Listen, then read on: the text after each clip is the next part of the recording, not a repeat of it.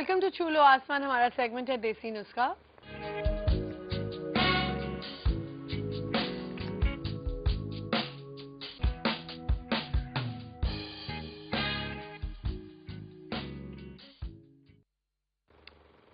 जी, और देसी नुस्खा में हमारे साथ मौजूद हैं डॉक्टर हुमैरा। अस्सलाम वालेकुम हुमैरा, क्या हाल चाल है? वालेकुम अस्सलाम। बिल्कुल ठीक ठाक। आप अच्छा, बिल्कुल ठीक ठाक।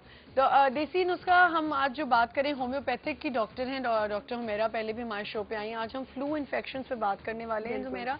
और उसके अलावा अगर होम्योपैथिक की दवाइयों के बारे में अगर आप कुछ पूछना चाहते हैं, होम्योपैथिक के इलाज के बारे में पूछना चाहते हैं, तो आप डॉक्टर हुमैरा को कॉल कर सकते हैं और उनसे बात कर सकते हैं।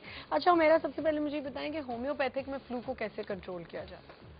फ्लू की कुछ वजूहात होती हैं। बिल्कुल। बाज़ औक़ात ऐसा होता है कि नज़ला जमा हुआ होता है आपके ये एरिया जो हैं सर में, तो उसकी वजह से भी फ्लू रहता हैगा। डस्ट एलर्जी होती है बहुत से लोगों को, मौसम चेंज होता है उसकी वजह से हो जाता हैगा। तो ये कि वो मुख्तलिफ वजूहात होती हैं, उसमें होम्योपैथिक का बहुत अच्छा इलाज है। और मतलब आप यकीन करें कि एंटीबायोटिक्स और दूसरी तमाम चीज़ों से निजात मिल जाती है। लेकिन मेरा होम्योपैथिक का जहाँ तक मुझे पता है, होम्योपैथिक कुछ टाइम लेता है। जी जी। क्योंकि एंटीबायोटिक्स और ये तो फौरन इमीडिएट नहीं नहीं अब ये कॉन्सेप्ट नहीं है। पहले था ये ना, मैं पहले भी बता चुकी हूँ कि टाइम नहीं लेता। वही सिर्फ ये होता है कि एंटीबायोटिक से आपका समझे विद इन 2-3 डोजेस में रिस्पांस मिलने लगता है। इसमें विद इन 1 डे में आपको मिल जाता है। जी बिल्कुल, यानी अगले दिन आपको रिस्पांस मिल जाता है मेडिसिन का। जहाँ तक मुझे पता था। अच्छा, आज आपने नॉलेज मुझे दी कि भाई डोजेस पे डिपेंड करता है कि डोजेस जो हैं कितनी जल्दी जल्दी रिपीट की जा रही हैं है या कितना टाइम से दी जा रही है ना, उस पे डिपेंड और करता कुछ है। लोग ऐसे हैं जिनको वाकई ही ये जो एलोपैथिक होता है वो चलता ही नहीं है। उनको इतना होम्योपैथिक की आदत डल जाती है कि वो होम्योपैथिक के बहुत बड़े फैन होते हैं। आप बिलीव करें कि मैं एलोपैथिक मेडिसिन ले लेती हूँ ना, यानी अगर मैंने बुखार के लिए डॉलर DS ले ली या पेन किलर ले कोई लिया भी, तो मुझे चक्कर आने लग जाते हैं। क्योंकि आपको आदत नहीं है ना। मुझे आदत आपको आदत ही है होम्योपैथिक की। जी, मेरा कुछ भी होता है तो अपने बच्चों को खुद होम्योपैथिक मेडिसिन देती हूँ, दूसरों को, यानी मेरी समझे पूरी फैमिलीज में जो है ना, वो मैं किसी को कोई प्रॉब्लम होता है तो फोन आ जाता है। एक कॉल है हमारे साथ, मिसेज रऊफ बात करिए। अस्सलाम वालेकुम। वालेकुम। थोड़ा ऊंचा बोलेंगी प्लीज? वालेकुम सलाम। कैसी हैं आमना? बिल्कुल ठीक ठाक, आप कैसी हैं? अल्लाह का शुक्र है। आमना, मैं ये मालूम करना चाह रही हूँ कि हाई शुगर के लिए क्या करना चाहिए? होम्योपैथिक सबको पता है, लेकिन होम्योपैथिक बताएं या कोई भी फर्स्ट एड। लो शुगर हो जाए तो क्या फर्स्ट एड होना चाहिए? ठीक है, फौरन से हम क्या करें ना, ठीक है। इसलिए कि लो शुगर में एकदम से चक्कर आ जाता है। हाँ, लेकिन अगर आप हमारा परसों शो देखती फ्राइडे को। जी, मैंने फ्राइडे को देखा था। हाँ, लेकिन आपने सुना था ना कि उनमें उन्होंने क्या, कैंड्रल वाले जो आए हुए थे उन्होंने क्या बात की थी।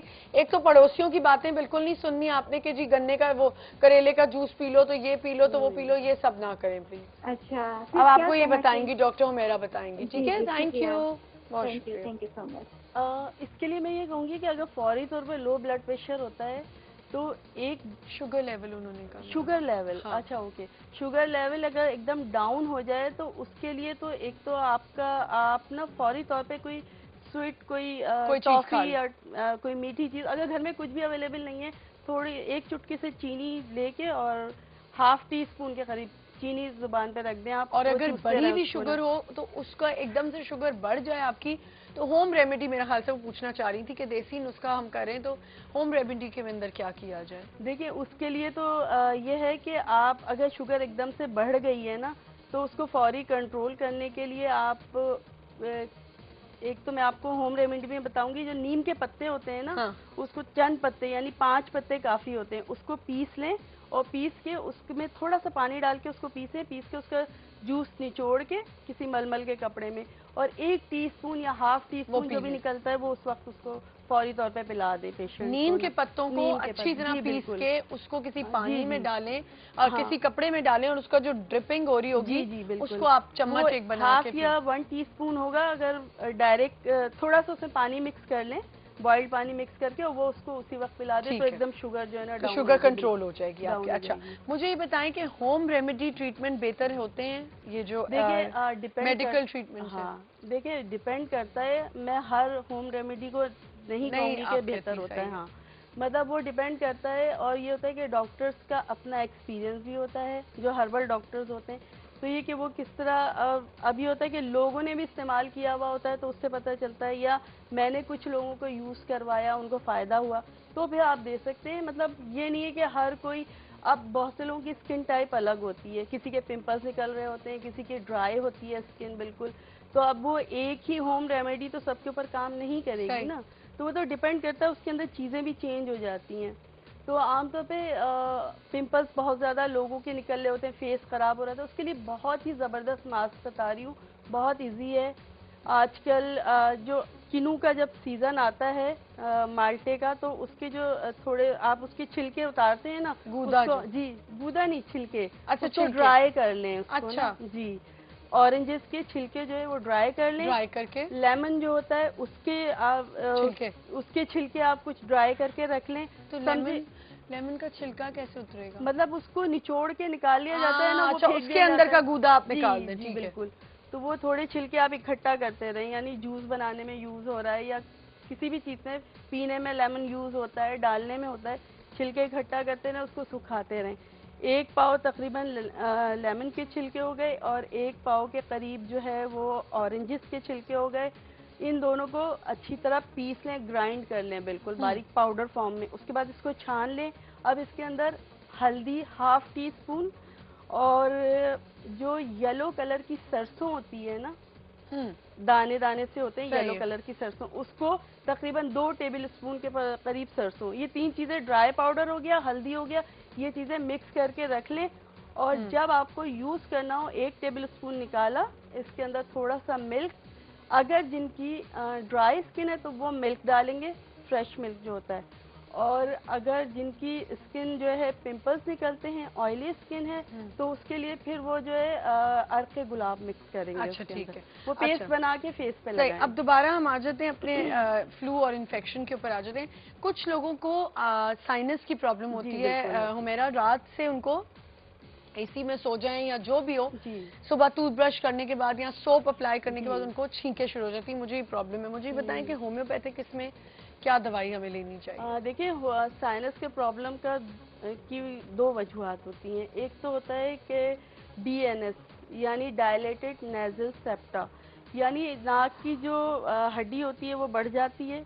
नंबर 2 ये होता है कि नाक में ग्लैंड्स होते हैं छोटे छोटे, अच्छा। तो वो जो है वो उनका साइज लार्ज हो जाता है, ठीक है। सही। तो ये दोनों वजह से जब रात को सोता है पेशेंट, तो उसकी नाक बंद होती है। जी बिल्कुल। ये एक अजीब सी आवाज आती है नाक से ना, खर्राटे वाली और ये आवाज इधर आपके एक अजीब सी खुजली सी हो रही है। बिल्कुल।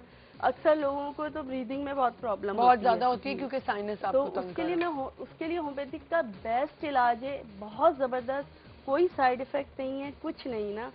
आप बिलीव करें कि मतलब आप अगर इस सिलसिले में इलाज करवाएं, जो एलोपैथिक के पास जाते हैं, मतलब वो चलें, उनका अपना ट्रीटमेंट है, लेकिन ऑपरेशन करवा के और फिर वो क्लियर करवा लेना, वो दूध निकलवा देते हैं, एंटीबायोटिक बंदा और खाए, एंटीबायोटिक, चिड़चिड़ापन, आपको पता है एंटीबायोटिक के बाद कितना लेकिन एंटीबायोटिक। इसमें कुछ भी नहीं है, सिर्फ मेडिसिन यूज करने के बाद और ड्रॉप्स होते हैं नाक में डालने के बाद, बिल्कुल ये चीज क्लियर हो जाती है, फिर दोबारा होता भी नहीं है। अच्छा, मुझे ये बताइए कि रेमेडी, होम रेमेडी क्या है इसके लिए? जी, इसके लिए पहले तो मैं होम्योपैथिक मेडिसिन बता देती हूँ ना। इसके लिए ये कि एक कॉल है मुल्तान से, पहले मैं बोल रही हूँ। अस्सलाम वालेकुम आयशा। वालेकुम सलाम।